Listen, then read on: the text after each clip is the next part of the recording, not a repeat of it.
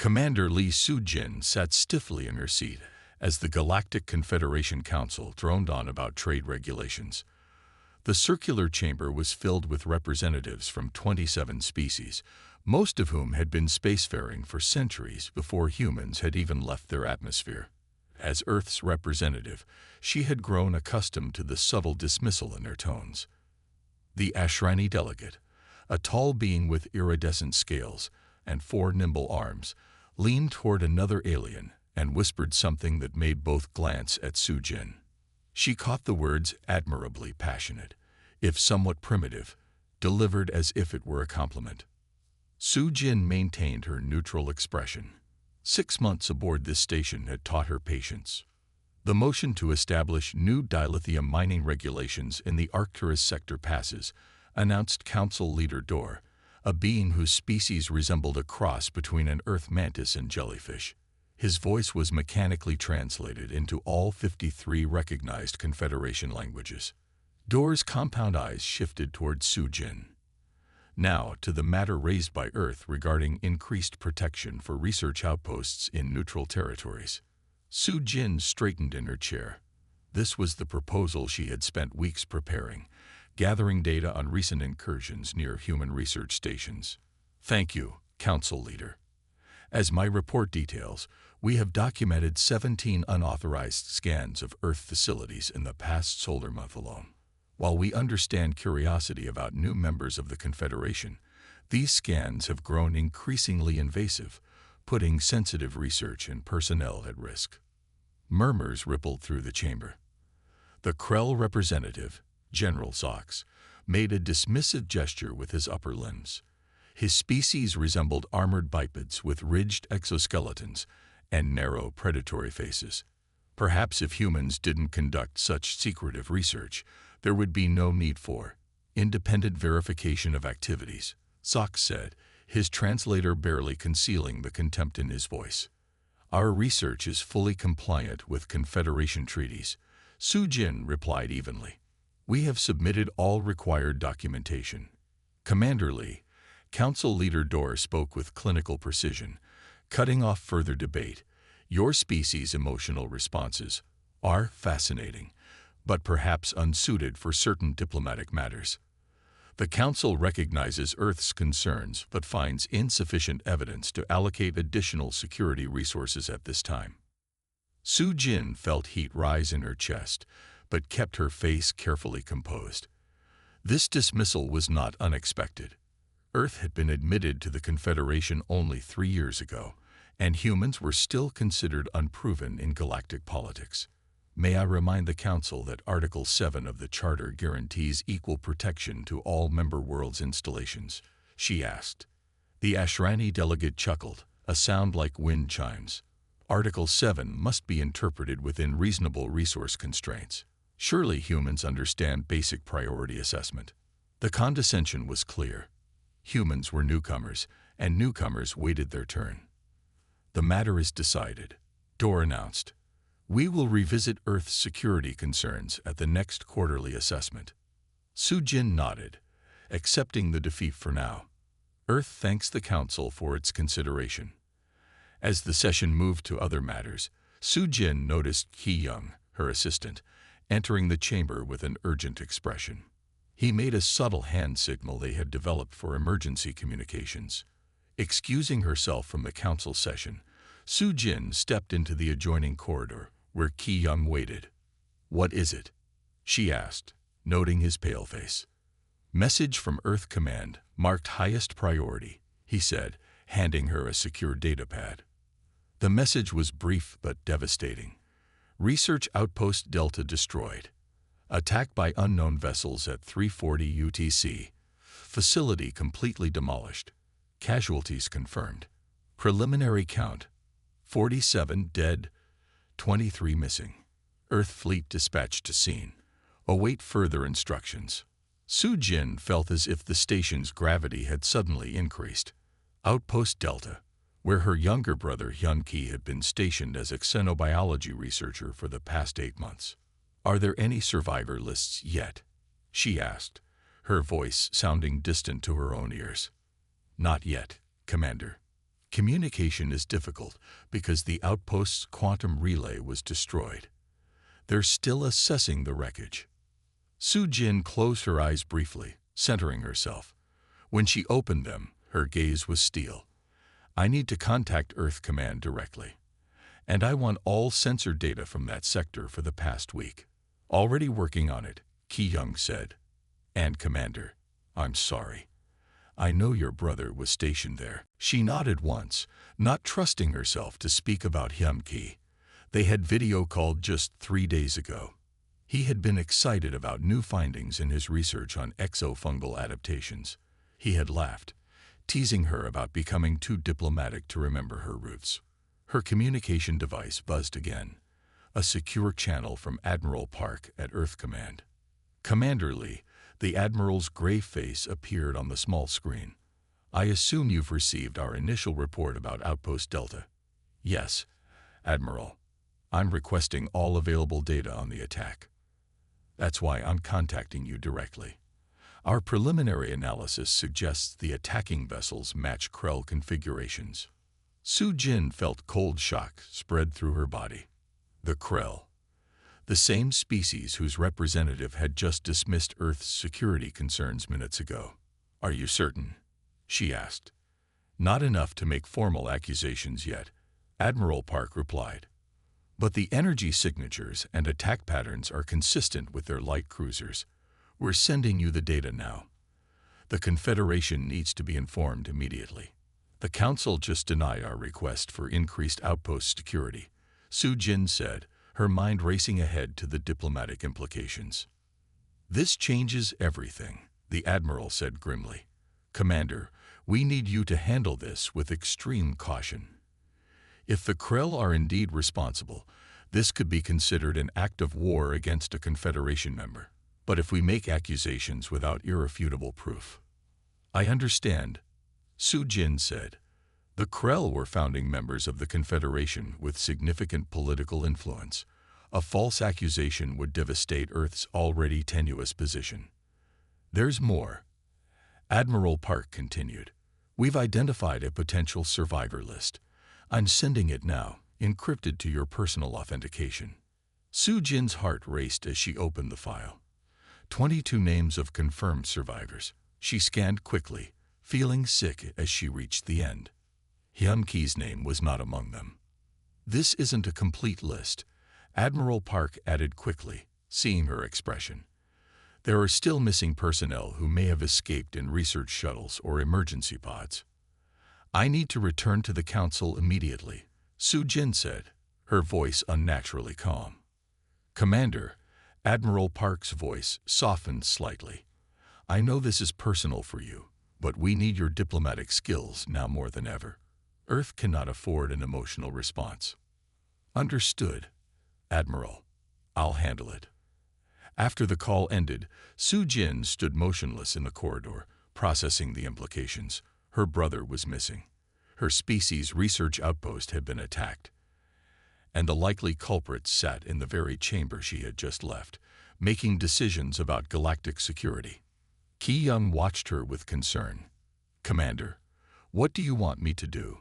Su-Jin straightened her uniform jacket, her face becoming the perfect diplomatic mask once again. Only her eyes betrayed the storm brewing within. Prepare a formal emergency address to the Council, she said, and contact our intelligence officers on the station. I want everything we have on Krell military movements in the past month. As she turned to re-enter the Council chamber, Su-Jin made a silent promise to her brother, whether he was alive or dead. This attack would not go unanswered. The Confederation was about to learn something important about humans, something the other species had misinterpreted as weakness. When you harmed what humans loved, their emotions didn't make them weaker. It made them unstoppable. 3 days after the attack on Outpost Delta, Commander Lee Su-Jin stood before the Galactic Confederation Council. The circular chamber was packed with representatives from all member species. Even delegates who normally sent junior representatives had come to witness this emergency session. Su-Jin had not slept. Dark circles ringed her eyes, but her posture remained perfect, her uniform immaculate. The holographic display behind her showed the wreckage of Outpost Delta, twisted metal, and shattered laboratory equipment floating in the void of space. "The evidence is clear," Sujin stated, activating the next image in her presentation. Detailed sensor readings appeared, showing ship configurations and weapon signatures. The attack vessels match Krell faction signatures. "We've confirmed they believe we were developing prohibited weapons technology." The Krell representative, General Zox, rose immediately. His armored exoskeleton clicked as he moved. "These accusations are baseless. While we acknowledge a tragedy occurred, Krell forces would never attack a Confederation member." Su Jin tapped her console again. "This is not speculation. We've recovered fragments of Krell stealth torpedoes from the debris field. The manufacturing codes trace back to your military shipyards in the Torek system." Murmurs spread through the chamber. Several representatives leaned forward, studying the evidence with greater interest. Furthermore, Su Jin continued, "We have intercepted communications between Krell military vessels in the sector." She played an audio file, translated into the common Confederation language. The speakers discussed eliminating the human threat and preserving galactic security. General Zox's facial ridges darkened, the Krell equivalent of flushing with anger. If such communications exist, they represent rogue elements, not official Krell policy. Rogue elements with access to military-grade stealth torpedoes. Su Jin countered. 47 confirmed dead, 23 still missing, including my brother. Her voice remained steady on the last words, though several council members shifted uncomfortably at the personal detail. Council Leader Dor raised his upper limbs for silence. "These are serious allegations that require thorough investigation." General Zox, "Will the Krell hierarchy cooperate with the Confederation inquiry?" "Of course," Zox replied smoothly. "While we maintain our innocence, transparency serves all." At this point, Councillor Mecht of the Ashrani rose. His forearms moved in the formal pattern indicating a point of procedure. "While this incident is regrettable, I must remind the Council that we have established protocols for such situations. A joint investigation committee should be formed, evidence gathered properly, and a determination made over the appropriate time period." "Time period?" Su Jin asked. "How long do you suggest?" "Standard procedure for interspecies incidents of this nature is 15 cycles," Mecht replied. His tone suggested he was being generous. "Given the complexity, perhaps 20. 20 cycles." Su Jin's careful composure finally cracked. "That's nearly 7 Earth months, while the perpetrators potentially remain in positions of power." "Commander Lee," Councillor Mecht said dismissively, "standard diplomatic protocols must be followed. Surely you understand the importance of proper procedure. An unfortunate misunderstanding should not derail our established systems." Su Jin looked around the chamber, meeting the eyes or sensory organs of each council representative. "My people were murdered. This was not a misunderstanding." Officer Kim Ta-woo, a xenobiologist who had been studying human psychology for the past decade, rose from his observer seat.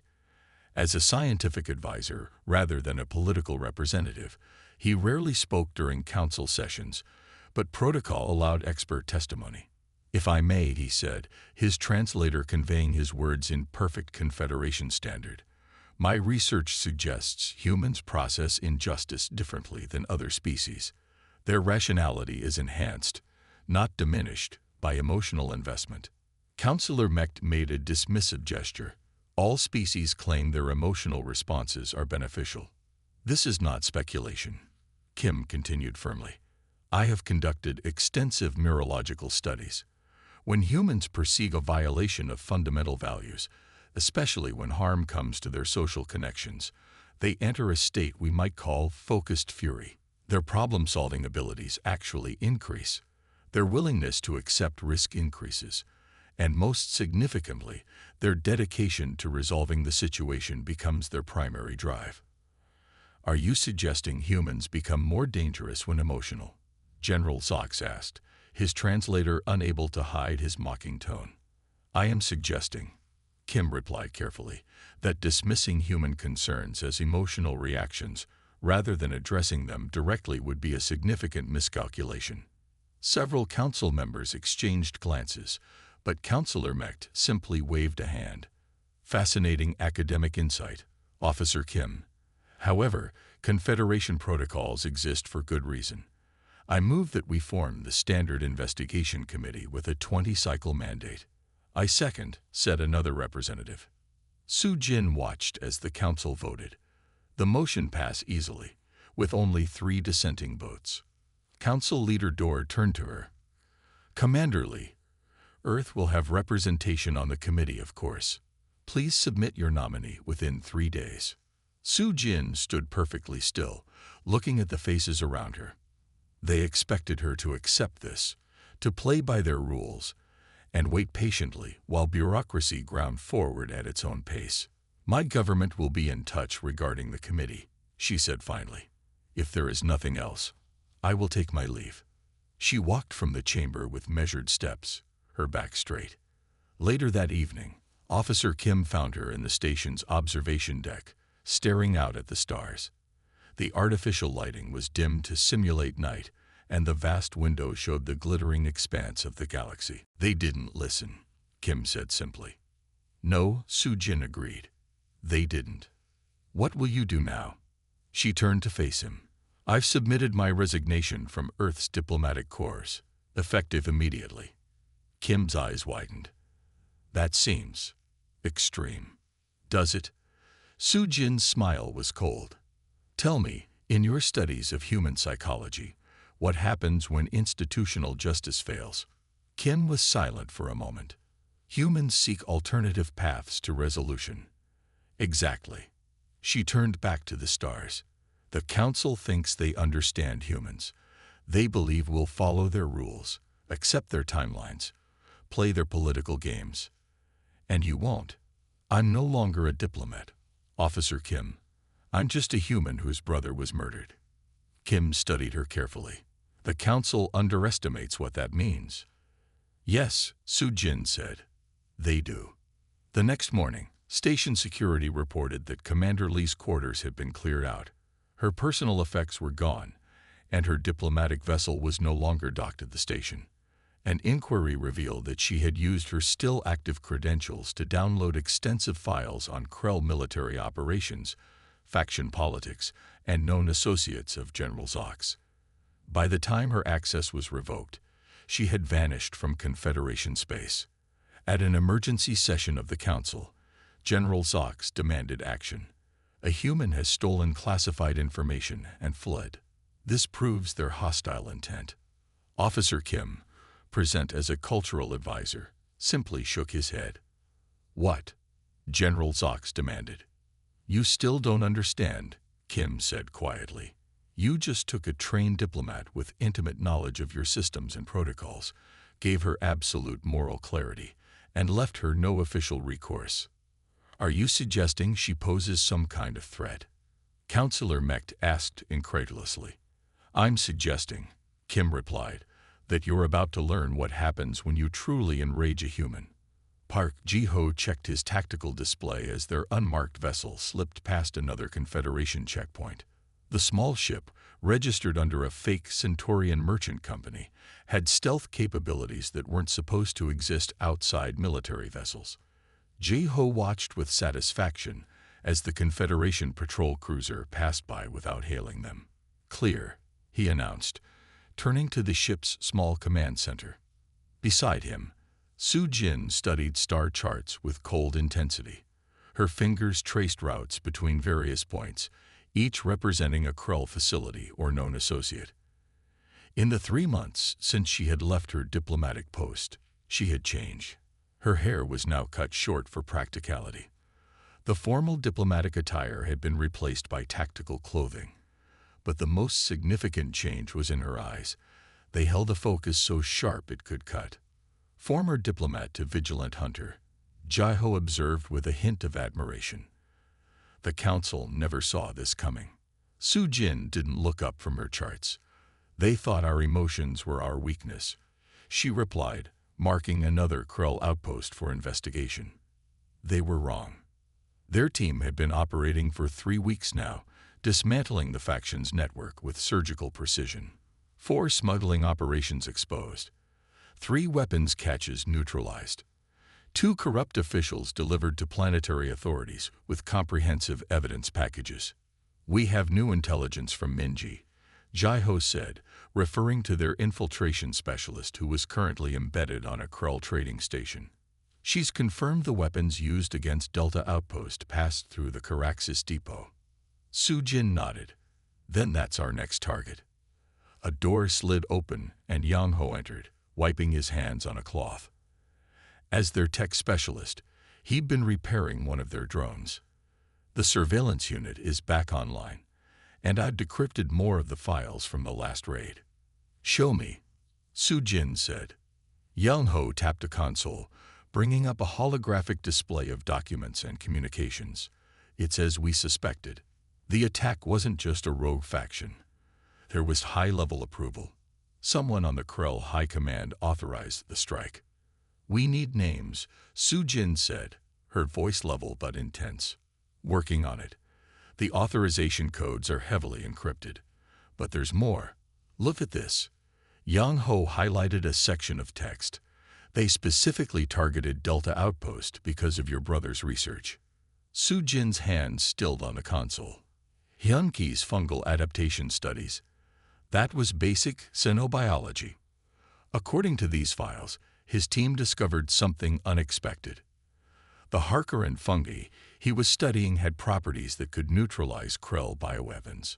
Jai-Ho whistled softly. Bioweapons the Krell aren't supposed to have under Confederation treaties. Exactly, Yang-Ho nodded. They destroyed the outpost to eliminate the research and any evidence of their treaty violations. Su-Jin was silent for a long moment, processing this information. Do we know if any of my brother's research survived? Unknown, Yang-Ho admitted. But we have the location of their primary bioweapons lab. It's hidden in the Cetus Nebula, outside regular patrol routes. The ship's communication system chimed. Jai-Ho checked the incoming transmission. It's Minji. Priority channel. He accepted the call, and Minji's face appeared on screen. She was disguised as a Proximan trader, her features subtly altered by advanced cosmetics. I don't have much time, she said urgently. There's movement here. They know someone's been targeting their operations. Security has doubled. Have you been compromised? Su-Jin asked sharply. No, but they're running verification checks on everyone. My cover will hold for now, but not indefinitely. Minji glanced over her shoulder. I've learned something important. There's a high-level meeting happening in 3 days at the Caraxis depot. Someone called Drenkar is coming, supposedly the faction leader. Drenkar, Yang-Ho repeated, already searching their database. That's a code name we've seen before. High-ranking, but no confirmed identity. This could be our chance to identify who authorized the attack, Su-Jin said. Minji, can you get access to the meeting? Negative. It's heavily restricted, but I've placed trackers on 2 officials who will attend. Good work. Extract when you can do so safely. Minji nodded and ended the transmission. Su-Jin turned to her team. Change of plans. We're heading to Caraxis. That's deep in Krell territory, Jai-Ho cautioned. Heavy security, multiple patrol routes. Then we'll need a distraction. Su-Jin moved to the ship's navigation console and plotted a course. Contact Han Jae-sung. Tell him to activate our allies in the Proxima sector. As Jai-Ho sent the message, Yang-Ho approached Su-Jin. We've been careful so far, gathering evidence, exposing operations without directly engaging Krell forces. This is different. We could be walking into a trap. We're running out of time, Su-Jin replied. The Council's investigation is moving too slowly, and they're missing the bigger picture. This isn't just about one attack. The Krell are developing illegal bioweapons that could threaten multiple species. You don't have to convince me, Yang-Ho said gently. I'm with you. We all are. I just want to make sure we're not letting emotion cloud our judgment. Su Jin's expression softened slightly. I haven't forgotten my training, young ho. We're not seeking revenge. We're seeking justice and prevention of further attacks. The line gets blurry sometimes, he observed. That's why I have all of you, she replied, to help me see clearly. 3 days later, their ship approached the Caraxes Depot, a massive space station disguised as a mining facility orbiting a barren moon. Thanks to the distraction provided by their allies, a malfunction at a nearby trading post that had drawn away security vessels, they had managed to slip past the outer patrol ring. Docking systems engaged, Jaiho reported. We're registering as a supply vessel. The plan was precise. Yang Ho would hack into the station's security systems. Min Ji would extract and meet them at a predetermined location. Ji Ho would secure their escape route. And Su Jin would place surveillance devices to record the meeting and finally identify the leaders behind the attack on her brother's outpost. As they prepared to board the station, Su Jin checked her non-lethal weapon. Remember, we're here for information, not confrontation. Understood, her team responded in unison. Across Confederation space, aliens were beginning to whisper about the humans who hunted with both calculated strategy and unwavering resolve. Some called them vigilantes, others terrorists, but a growing number, especially those who had suffered under Krell aggression, called them something else: justice. On the Confederation Council station, Officer Kim sat in a meeting with Council Leader Dor, showing him reports of the humans' activities. They've exposed 4 major treaty violations in 3 weeks, Kim explained, with evidence so thorough that even skeptical council members can't dismiss it. Why not bring this evidence to the official investigation? Dor asked. Because they no longer trust the system, Kim replied simply, and because they're not just seeking acknowledgement, they're systematically dismantling the network that killed their people. This cannot continue, Dor insisted. No matter how justified they feel, they cannot operate outside our laws. Kim smiled faintly. With respect, Council Leader, perhaps the more relevant question is, can you stop them? Before Dor could answer, an urgent message appeared on his console. Another Krell operation had been exposed. This time, a secret detention facility where researchers from multiple species were being held against their will. And among the rescued prisoners was a human scientist, weak but alive. Lee Hun-ki. The corridors of the Krell bioweapons facility echoed with alarm sirens. Emergency lights cast red shadows across the metal walls as security forces rushed to contain the breach. They were too late. Su Jin and her team had already penetrated the central research section. Yang Ho worked furiously at a control panel, downloading files while Min Ji kept watch at the door. Ji Ho had secured their escape route back to the ship, and Su Jin stood face to face with the facility's commander, the one they now knew was behind the attack on Delta Outpost. Commander Xol was an imposing Krell, his exoskeleton bearing the distinctive markings of the military elite. He stood nearly 2 heads taller than Su Jin, mandibles clicking in agitation as 4 armed guards surrounded him. You've made a grave error coming here, Saul said, his translator giving his words a mechanical precision. This facility is under direct protection of the Krell High Command. We know exactly what this facility is, Su Jin replied. She held up a small device displaying molecular structures, biological agents designed to target specific species, weapons banned by the Orion treaties. Sol's compound eyes narrowed. Research for defensive purposes only. Is that what you told yourself when you ordered the attack on our outpost? Su Jin asked, her voice steady despite the rage simmering beneath. When you killed 47 scientists who had never harmed anyone, your brother's research threatened galactic security. Saul replied coldly. His discovery of the neutralizing agent was unexpected. We could not allow it to continue. Su Jin's expression didn't change, though her hand tightened on her weapon. You admit to the attack, then. It was necessary, Saul said dismissively. Your species is too unpredictable, too emotional to be trusted with such knowledge. Min Ji glanced at Su Jin, concern in her eyes. They had what they came for, a confession from the faction leader himself. Now they needed to leave before reinforcements arrived. Transfer complete, Yang Ho announced quietly. All research data secured. Sol made a sharp gesture, and his guards raised their weapons. You think you can simply walk out of here? Even if you somehow escape this facility, the Krell fleet will hunt you to the edges of Confederation space. I wouldn't be so confident about that, Su Jin replied. She tapped a small device on her wrist. Especially since your superiors will soon learn about your unauthorized bioweapons program. Sol's mandibles clicked rapidly, a sign of agitation. You think the Confederation will believe the claims of human vigilantes? We have representatives on the council.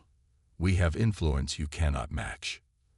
You think your human anger makes you strong, he continued, his sneer evident even through the translator. Emotions are evolutionary flaws. They cloud judgment. They create weakness. Su Jin smiled coldly.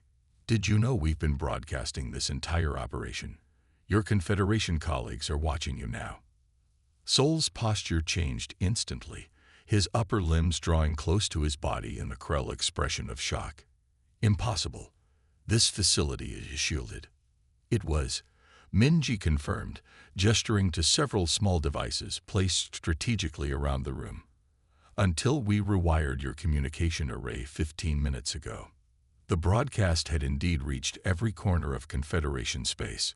Emergency sessions were being called on dozens of worlds. On the council station, Officer Kim Ta-woo stood before the hastily assembled representatives, pointing to real-time neural scans displayed on the main screen. What you're witnessing is remarkable, Kim explained as the council watched the confrontation unfold. These are brain patterns from Commander Lee and her team, transmitted directly from their neural monitors. See these activation patterns.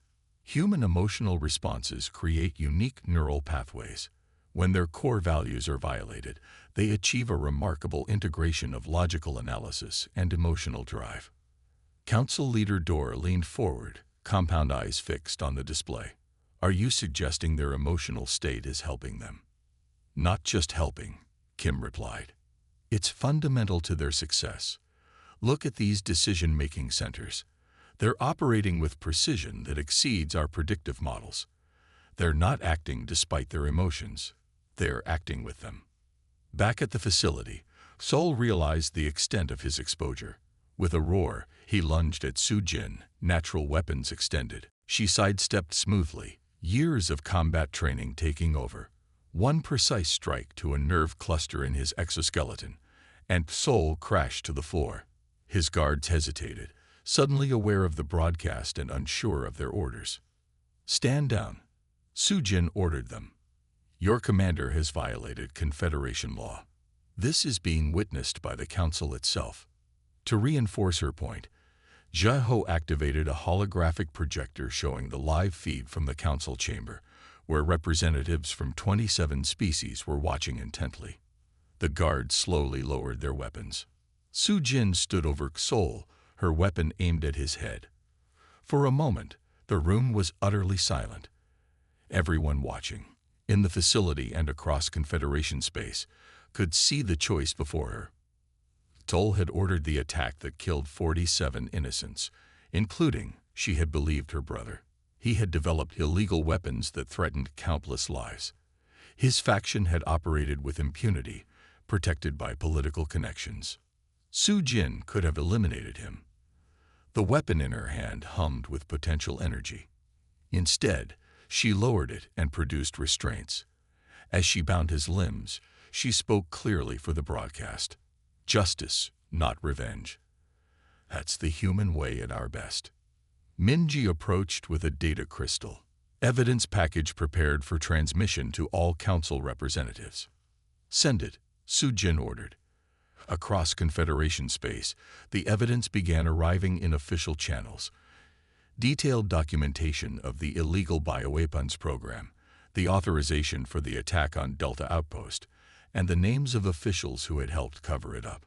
On the council station, the chamber erupted in debate.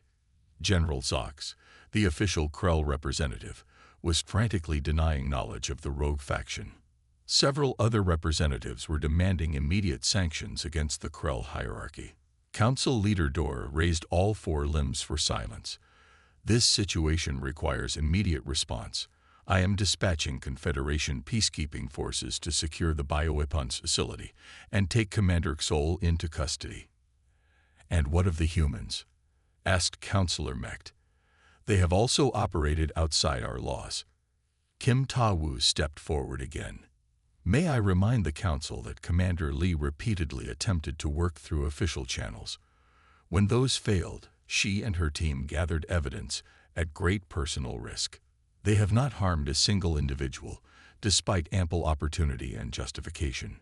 That doesn't excuse. Mecht began. Furthermore, Kim continued firmly, they have just prevented a potential biological catastrophe that our own investigation failed to uncover. Perhaps instead of condemning their methods, we should consider why our systems failed them so completely that this became their only recourse. Back at the facility, Su Jin received confirmation that Confederation forces were en route. She turned to her team. Time to go, she said simply. As they moved toward their extraction point, leaving the restrained Xol and his guards for the arriving peacekeepers, Yang Ho fell into step beside Su Jin. Was it worth it? He asked quietly. We've exposed the truth, but your diplomatic career is over. We'll probably all face charges of some kind. Su Jin looked at him, a complex mix of emotions crossing her face.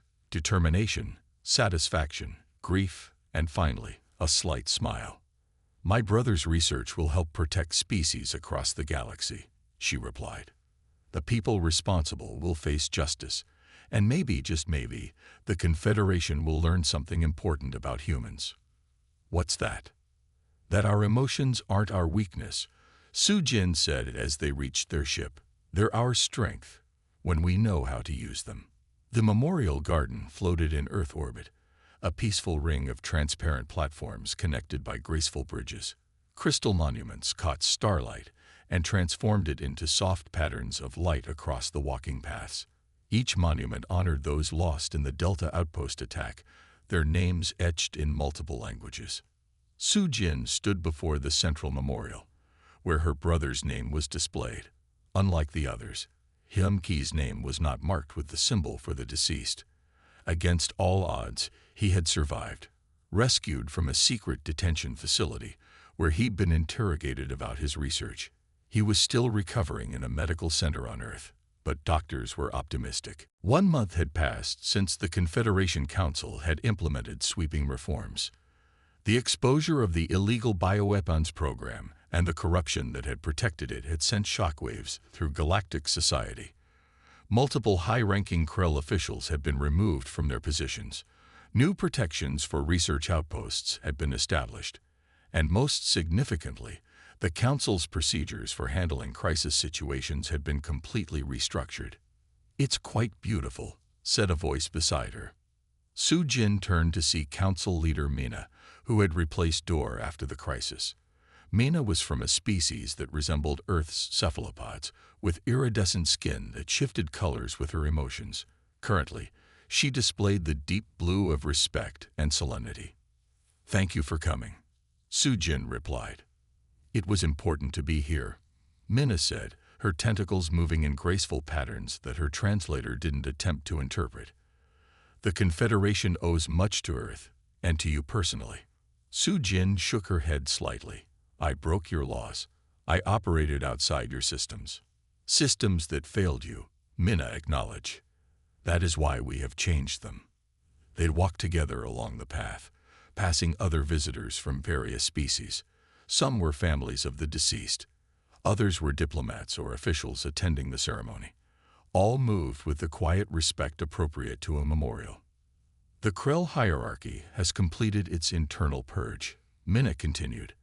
Those who supported the bioweapons program have been removed from power. Their new representative, General Tur, seems genuinely committed to reform. And Xol? Su Jin asked, facing trial before the Confederation Justice Assembly. His confession, broadcast across our systems, left little room for defense. They reached a small platform overlooking Earth, the blue-green planet filling the view. Ships of various designs moved along orbital lanes, a visible symbol of the integration Earth had achieved with the wider galactic community. Commander Lee, the council leader, addressed Sujin formally. "We invite you to lead the Interspecies Understanding Commission. Your unique perspective, as both a diplomat and someone who has seen the failures of our system, would be invaluable." Sujin looked surprised. "You want me to return to Confederation service? After everything that happened?" "Because of everything that happened," Minna corrected. Her skin rippled with gold, the color of sincerity. "You showed us something important about humans, something many species misunderstood. We need that understanding incorporated into our governance." Before Sujin could respond, she noticed her team approaching. Jae-ho, Yang-ho, and Min-ji had all received formal pardons for their actions, recognition that they had acted to prevent a greater harm. They had each returned to their previous careers, Jae-ho to Earth's Defense Force, Yang-ho to research, and Min-ji to intelligence work. "They're starting the ceremony," Jae-ho informed them. "The Earth President has arrived." The gathering moved toward the central platform, where representatives from all affected species would speak. As Sujin took her place among the dignitaries, Officer Kim approached with several alien scientists and officials in Tau. "Your actions have sparked a wave of research into human emotional intelligence," he said, gesturing to his colleagues. "They no longer see it as primitive.